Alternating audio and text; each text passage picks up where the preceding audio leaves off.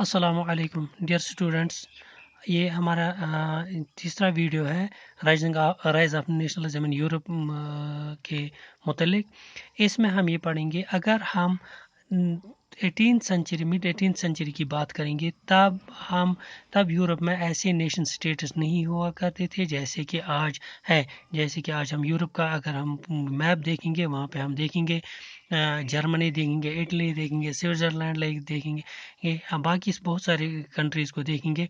ऐसे ये mid 18th century में वैसे यूरोप में वैसे स्टेटस नहीं थे, नेशन स्टेटस नहीं थे। और जो ये नेशन जो क्योंकि जो ये स्टेटें थी, सपोज इटली थी, जर्मनी थी, स्विट्ज़रलैंड थे, ये छोटे छोटे किंगडम्स में डिवाइडेड थे, प्रिंसली स्टेट्स में डिवाइडेड थे। जो वहाँ का निज़ाम चलता था वो मोनार्की सिस्टम था, वन मैनस रूल चल रहा था, ऑटोक्रेटिक मोनार्की थी। जो उनके मन में आता था वैसे वो वहाँ का निज़ाम चलाते, वहाँ की अपनी बादशाह चलाया करते थे। और जो वहाँ के लोग जो इन छोटी छोटी किंगडम्स में लोग रहा करते थे, उन लोगों में भी कोई कॉमन आइडेंटिटी नहीं थी। इसी को आगे बढ़ते हुए जब हम देखेंगे, अब हम थोड़ा समझने की कोशिश करेंगे, जो यूरोपियन सोसाइटी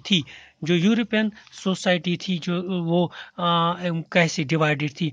वहाँ पे हम ये बात, यूरोपियन जो सोसाइटी थी वो डिवाइडेड थी, वो डिवाइडेड थी। हैव्स एंड हैव नॉट्स, या हम कहेंगे एरिस्टोक्रेट्स या पीजेंट्स थे। एक ग्रुप वहाँ का था जिनको एरिस्टोक्रेसी कहा करती थी, दूसरी पीजेंट्री थी। जो हाई एरिस्टोक्रेसी वाले थे वो उनकी जो रेस थी उनको हाई क्लास समझा जाता था, वेयर एज जबकि जो पीजेंट्री थे वो लो क्लास समझे जाते थे। और जो एरिस्टोक्रेट्स थे वो लैंड लॉर्ड्स थे, और जो पीजेंट्री थे वो लैंडलेस क्लास था। और जो एरिस्टोक्रेट्स थे उनकी जो तादाद थी वो बहुत कम थी, वेयर एज पीजेंट्स जो या पीजेंट्री क्लास जो था वो पॉपुलेशन में बहुत ज़्यादा थे। एरिस्टोक्रेट्स हर एक किस्म का राइट हर एक किस्म का राइट इंजॉय करते थे, वो डोमिनेटिंग थे सोसाइटी में, यूरोपियन सोसाइटी में। जबकि जो पीजेंट्री थे उनको वहाँ पे राइट्स नहीं दिए जाते थे। लेकिन इसके साथ साथ जब अभी तक तो यूरोप में यही दो क्लासेस थे, लेकिन जब यूरोप में स्पेशली जब वेस्टर्न यूरोप और सेंट्रल यूरोप में के थोड़े से इलाके में जब ये इंडस्ट्रियल रिवोल्यूशन का आगाज़ हुआ, इंडस्ट्रियल रिवोल्यूशन आई, तो उसकी वजह से सपोज इंडस्ट्रियल रिवोल्यूशन का जो आगाज़ हुआ वो पहले इंग्लैंड में होता है जो वेस्ट में पड़ता है। उसके बाद इंग्लैंड के बाद सेंट्रल यूरोप की बात करेंगे तो जर्मनी में थोड़ा सा इसका आगाज़ होता है, फ्रांस में उसका आगाज़ होता है। लेकिन इन तीन कंट्री में से ज़्यादा जो इंडस्ट्रियलाइजेशन हुई ज़्यादा इंग्लैंड में होती है। तो इसकी वजह से, इंडस्ट्रियलाइजेशन की वजह से यूरोप में एक नया क्लास इमर्ज होता है जिसको हम कहते हैं न्यू मिडिल क्लास, जिसको हम कहते हैं। इस न्यू मिडिल क्लास की जब हम बात करेंगे, इसमें कौन से लोग आते हैं, तो इसमें इंडस्ट्रियलिस्ट्स आते हैं, बिजनेसमैन आते हैं, प्रोफेशनल्स आते हैं। तो जो ये नया क्लास बनता है, इनकी वजह ये ज़्यादातर इसका जो मिडिल क्लास का जो वजूद आता है, एग्जिस्टेंस आती है, ये ज़्यादातर सेंट्रल और ईस्ट ज़्यादा वेस्टर्न यूरोप में वेस्टर्न यूरोप में ज़्यादातर मिडिल क्लास लोग वजूद में आते हैं। जहाँ तक कि सेंट्रल और ईस्टर्न यूरोप की बात करेंगे तो वहाँ पर जो ये मिडिल क्लास लोग थे वो 19th सेंचुरी के बाद ही वजूद में आने लगते हैं। इसके बाद जो ये थे जो ये और एक क्लास इमर्ज होता है। इन जो ये मिडिल क्लास लोग थे जिनकी बात हमने की थी, प्रोफेशनल्स थे, बिजनेसमैन थे, इंडस्ट्रियलिस्ट्स थे, इन में से वो एजुकेटेड भी थे। इन्होंने एक नए कंसेप्ट का आगाज़ यूँ समझो कि बुनियाद डाली, जो इससे पहले भी था, अब ज़्यादा उसको फावकियत मिलनी शुरू हो गई, जिसको हम कहते हैं लिबरल नेशनलिज्म। जो ये लिबरल आइडिया था नेशनल यूनिटी का जो आइडिया था, जिसकी पहले से हम बात करते आ रहे हैं फ्रेंच रिवॉल्यूशन से, जिसका हम जिक्र करते आ रहे हैं कि उस समय क्या था कि एक नेशनल यूनिटी डेवलप हो रही थी लोगों में। लेकिन जब हम यहाँ पे जो नेशनल यूनिटी को लिबरल नेशनलिस्ट जो थे, इन्होंने नेशनल यूनिटी को किसके साथ जोड़ा? लिबरलिज्म के साथ जोड़ा। लिबरलिज्म को जब हम समझने की कोशिश करेंगे तो हम इसकी का जो लिटरल मीनिंग है, या हम एटिमोलॉजिकल मीनिंग की तरफ हम जब जाएंगे, बुनियाद इसकी की तरफ जाएंगे, तो हम देखते हैं जो ये लिबरल है, लिबरलिज्म है, इसको एक लैटिन वर्ड से निकाला गया है जिसका नाम है लिबर, जिसका मतलब है फ्री, टू सेट फ्री, हम कहेंगे आज़ाद छोड़ना। तो जो ये मिडिल क्लास लोग थे, इन्होंने जब लिबरलिज्म की इंटरप्रिटेशन की, या तो इन्होंने इसके पहले 3 हिस्सों में डिवाइड किया। एक तो ये किया कि जो ये लिबरलिज्म है, it stands for freedom for the individual, कि एक इंसान को आज़ाद होना चाहिए, आज़ादी मिलनी चाहिए। दूसरा जो इसका पॉइंट था वो यह है equality of all before the law, हर एक को कानून के सामने इक्वल तस्वर किया जाएगा, कि किसी को कोई प्रिविलेज नहीं दिया जाना चाहिए, हर एक को इक्वली ट्रीट किया जाना चाहिए। तीसरा जो इसका था पॉलिटिकली, जिसको हम कहेंगे, वो ये था कि गवर्नमेंट बाय कंसेंट। इसका मतलब वो ये था कि गवर्नमेंट बाय कंसेंट मीन्स कि डेमोक्रेटिक सेटअप कायम होना चाहिए। तो ये था पॉलिटिकल, हम कहेंगे पॉलिटिकल व्यू ऑफ लिबरलिज्म। अब हम जब इसकी बात करेंगे इकोनॉमिक स्फीयर में, लिबरलिज्म इकोनॉमिक स्फीयर में कन्वे करता है या इंडोर्स करता है किस चीज़ के? एबॉलिशन ऑफ ये freedom of market and abolition of state imposed restrictions on the movement of goods and capital.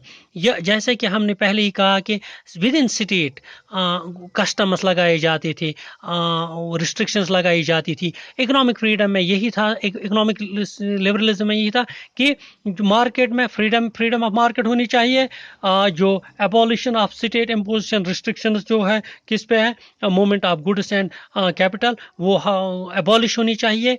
तो ये 19th सेंचुरी में जो मिडिल क्लास था, उनकी बड़ी डिमांडों में ये एक डिमांड थी कि इकोनॉमिक लिबरलिज्म होना चाहिए। तो इसी की बुनियाद पे जो कन्फेडरेशन थी प्रुशिया की, तो वहाँ पे उन्होंने एक सिस्टम बनाया, कस्टम यूनियन बनाई, जिसको ज़ोल्वेरियन कहते हैं, जिन्होंने क्या दे इनिशिएटेड, जिस ज़ोल्वेरियन था ये एक यूनियन थी, इसको इनिशिएट किया था प्रुशिया ने, और बाकी जो इसके जर्मन स्टेट्स थे वो भी इसके साथ मिले थे। तो उन्होंने क्या किया था उसमें ये क्या था कि एबॉलिश किया था, उन्होंने टेरर बैरियर्स को उन्होंने एबॉलिश किया था। और जो वहाँ पे तकरीबन जो जर्मन कन्फेडरेशन थी, जो जर्मनी के वो बहुत सारे वो स्टेट्स थे, उन्होंने मिलके जो वहाँ पे करेंसियाँ थी, वो उस वक्त वहाँ पे 30 थी, उनको उन्होंने रिड्यूस करके 2 ही रखा, ताकि जो ट्रांजैक्शन है एक इलाके की दूसरे इलाके के साथ, वो जो ट्रेड था उसमें आसानी पैदा होती, इसलिए उन्होंने ये एक स्टेप उठाया। तो जो अब आपसे ये क्वेश्चन भी कभी पूछा जा सकता है कि ज़ोल्वेरियन जो है, जो एक टैक्स कस्टम यूनियन थी, इसका इस्टेब्लिशमेंट कब हुआ, और इसके जो ये मेंबर स्टेट्स कौन थे? इसके मेंबर स्टेट्स कौन थे? ये थे confederation of the German states. तो इसके साथ साथ जो हमने बात की कि लिबरल, ये न्यू मिडिल क्लास इमर्ज होता है, लिबरल नेशनलिज्म होता है, तो उसके बाद एक न्यू कंजर्वेटिज्म भी वापस कंजर्वेटिज्म वजूद में, कंजर्वेटिव्स फिर एक बार वापस आते हैं, जिसको नाम दिया गया है न्यू कंजर्वेटिज्म।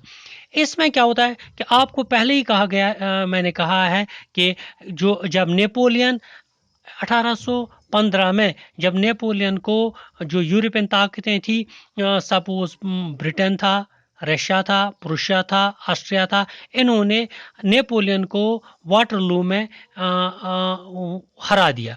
तो उसके बाद जब उसको हराने के बाद जो ये यूरोपियन पावर्स थे, ब्रिटेन, रशिया, प्रुशिया और ऑस्ट्रिया, इनके डेलीगेट्स या रिप्रेजेंटेटिव्स हम कहेंगे, वो वीना में मिलते हैं, वहाँ पे वो एक ट्रीटी बनाते हैं, तो उसको कहा गया है वीना कांग्रेस भी उसको कहते हैं। तो वहाँ पे उन्होंने क्या किया, वो उसको बुलाया गया, तो वहाँ पे वो एक ये ट्रीटी में वो ये तय पाते हैं कि जो ये नेपोलियन ने चेंज लाई थी उन इलाकों में, जो फ्रांस में या उन इलाकों में जिन पर नेपोलियन ने कब्जा जमाया था, तो उनको अंडू करना, यानी कि उनको ख़त्म करना। तो उनमें उन जो उन्हें अंडू करना था, उनमें उन्होंने पहले ही क्या किया, जो फ्रांस में उन्होंने बॉर्बन डायनास्टी को पहले ही वहाँ पे डिस्पोज ऑफ किया था, उसको वो रिइंस्टेट करते हैं। वो बॉर्बन फैमिली को फिर वो वहाँ पर का monarchy system, monarch Bourbon family को ही मोनार्की बॉर्बन फैमिली को वहाँ पे फिर उन्होंने रिइंस्टेट करते हैं। उसके बाद फ्रांस के बॉर्डर पे ये जो वीना कांग्रेस है, बहुत सारे एक सीरीज ऑफ स्टेट्स को वहाँ पे ये वहाँ पे बनाते हैं, जिनमें से अगर हम ईस्ट की साइड की बात करेंगे, बेल्जियम को वहाँ पे Netherland which includes Belgium Netherland kingdom को, या जिसमें बेल्जियम भी आता है, उसको वहाँ पे इस्टेब्लिश करते हैं। उसके बाद जो है नीचे से अगर साउथ की बात करें, जिनोवा की बात करेंगे, उसको वो पाइडमाउंट के साथ जोड़ते हैं। और प्रूशिया जो होता है उसको वो वहाँ पे वेस्ट में प्रूशिया के वेस्ट में जो इलाके पड़ते हैं, जो फ्रांस के ईस्ट में पड़ते हैं, उनको प्रूशिया को देते हैं। इसी तरह जब जर्मन कन्फेडरेशन जो होता है, जो 39 स्टेट्स, उनको वैसे ही छोड़ते हैं जैसे कि नेपोलियन के वक्त में वो था। तो इसी तरह जो ये ईस्ट के साइड में रशिया जो है, रशिया को पोलैंड दिया जाता है। जो प्रूशिया है उसको उसके ईस्ट में, वेस्ट में प्रूशिया को कुछ स्टेट्स दिए जाते हैं जो वेस्ट प्रूशिया और फ्रांस के बीच में पड़ते हैं, वो भी प्रूशिया को पहले ही मिलते हैं। और उसके साथ साथ प्रूशिया के जो ईस्ट में जो है सैक्सोनी होती है, वो भी प्रूशिया को दी जाती है। इसके अलावा जो ये है, इन तमाम स्टेप्स का जो ये उठाते हैं, वीना कांग्रेस उठाती है, इसका मकसद ये होता है कि फ्रांस को रोकना, ताकि फ्रांस कभी ऐसा और स्टेप ना उठाई, एनेक्सेशन जो उनकी पॉलिसी थी कि फ्रांस के बाहर जो इलाके उन पे वो कब्जा जमाते, एनेक्स करते, उसको रोकने के लिए ये स्टेप्स वीना कांग्रेस ने उठाए। जो ये वीना कांग्रेस की वजह से वहाँ पे नया कंजर्वेटिज्म इमर्ज हुआ, इन्होंने वहाँ पे सेंसरशिप लॉज इंट्रोड्यूस किए, जैसे कि कोई इंडिविजुअल या कोई भी ग्रुप अपने ख्यालात का इजहार करता था, सपोज गवर्नमेंट के खिलाफ, या जो at the helm of affairs जो मोनार्क होता था या किंग होता था, उसके खिलाफ कुछ बोलना चाहता था, इस चीज़ की वहाँ पे अब इजाज़त नहीं दी गई। तो वो है कि अब ये फिर कंजर्वेटिज्म फिर इमर्ज हुआ, इसीलिए इसको कहा जाता है न्यू कंजर्वेटिज्म कहा जाता है। तो इनके साथ लेकिन इनके ये चीज़ें करने के बाद, सेंसरशिप लॉज इंट्रोड्यूस करने के साथ, फिर भी जो वहाँ पे रिवोल्यूशनरीज थे, जो फ्रांस में जो जो वहाँ पे इंसिडेंट्स होते थे, तो वो फिर भी in spite of these censorship laws, वो फिर भी दुनिया यूरोप के लोगों को मुतासिर करते रहे, उनको सिटायर देते रहे। तो इसी की वजह से पूरे यूरोप में रिवोल्यूशनरीज का एक बहुत बड़ी तादाद बन गई। उन रिवोल्यूशनरीज में से एक रिवोल्यूशनरी था जिसका नाम था ग्युसेपे मैज़नी, ग्युसेपे मैज़नी जो थे, इनका जन्म होता है वो होता है जिनेवा में 1807 में। वो एक सीक्रेट सोसाइटी के मेंबर थे, कार्बोनरी के मेंबर थे। जब उनकी उम्र 24 साल थी तो उनको अपने इलाके से निकाला जाता है, उनको जलाए वतन किया जाता है 1831 में, जब उस वक्त उनकी उम्र 24 साल की होती है। किस किस बुनियाद पे उनको वहाँ से निकाला जाता है? इस बुनियाद पे कि उन है ये इस बुनियाद पे कि ये जो गैसिपी मज़नी है ये लिगोरिया एक प्रोविंस थी जो आज इटली है, इटली की आज की इटली की एक वो प्रोविंस है, उसी का एक इलाका था जो जिसको जिनोवा कहते हैं। वो जिनोवा लिगोरिया जो है वो इटली में है। इन्हें इस चार्ज पे एग्जाइल किया गया कि ये लिगोरिया में रिवोल्यूशन लाना चाहते थे। वहाँ की वो जो मोनार्की सिस्टम उस वक्त चल रहा था उसको वो ख़त्म करना चाहते थे। जब उनको वहाँ से निकाला गया तो उन्होंने और दो सीक्रेट सोसाइटीज़ की बुनियाद डाली। एक का नाम था यंग इटली जिसकी बुनियाद उन्होंने मर्सिलस में डाली, जो इटली के लिगोरिया के वेस्ट में पड़ता है। फ्रांस में पड़ती थी मर्सिलस, वहाँ पे उन्होंने यंग इटली की बुनियाद डाली। उसके बाद और एक सीक्रेट सोसाइटी की उन्होंने बुनियाद डाली यंग यूरोप में, जो कहाँ यंग यूरोप की बुनियाद डाली जो बर्नी में उन्होंने उसकी बुनियाद डाली। इन सीक्रेट सोसाइटीज़ के जो मेंबर्स थे वो लाइक माइंडेड यंग मैन थे। किन किन मुल्कों से थे? पोलैंड से थे, फ्रांस से थे, इटली से थे, जर्मन स्टेट्स थे। गोया कि इन इलाकों में, इन स्टेट्स में जो वही लोग इनके सीक्रेट सोसाइटीज़ के मेंबर्स बने जो मेज़नी की तरह सोच रखते थे, जो मोनार्की के मुखालिफत करते थे, जो लिबर्टी लाना चाहते थे, जो आज़ादी लाना चाहते थे, जो नेशनलिज्म जो नेशनल फीलिंग्स को यूनाइट करना चाहते थे। वो मैज़नी का सोच ये था कि वो सोचते थे कि जो ये अल्लाह ने, जो गॉड ने ये नेशंस बनाए हैं स्टेट्स बनाए, ये गॉड ने नेशंस की बुनियाद पे बनाए, कौम की बुनियाद पे बनाए। गोया कि उनकी वो ही believed that God had intended nations to be the natural states of mankind. So इसलिए वो चाहते थे कि जो इटली है, जो तकरीबन 7 छोटे छोटे स्टेट्स में बटी हुई थी, ये अब यूनिफाई होनी चाहिए, ये अब टुकड़ों में नहीं रहने चाहिए, ये अब एक ही नेशन, एक ही मुल्क बनना चाहिए। मैज़नी के ये आइडियाज़ देख के जो बाकी यूरोप के बाकी स्टेट्स में जो या किंगडम्स में जो रिवोल्यूशनरीज थे वो इससे इनकरेज हुए, तो उन्होंने भी वहाँ पे सीक्रेट सोसाइटियों की बुनियाद डाली और सीक्रेट सोसाइटियाँ बनाई। तो मैज़नी की ये कशमकश देख के और विजन देख के जो यूरोप के जो वो मोनार्क्स थे वो इससे खौफजदा थे। इसीलिए जो ऑस्ट्रियन चांसलर थे मेटरनिच, उन्होंने मैज़नी को डिस्क्राइब किया the most dangerous enemy of their social order. Okay, we will see in the next video, inshallah.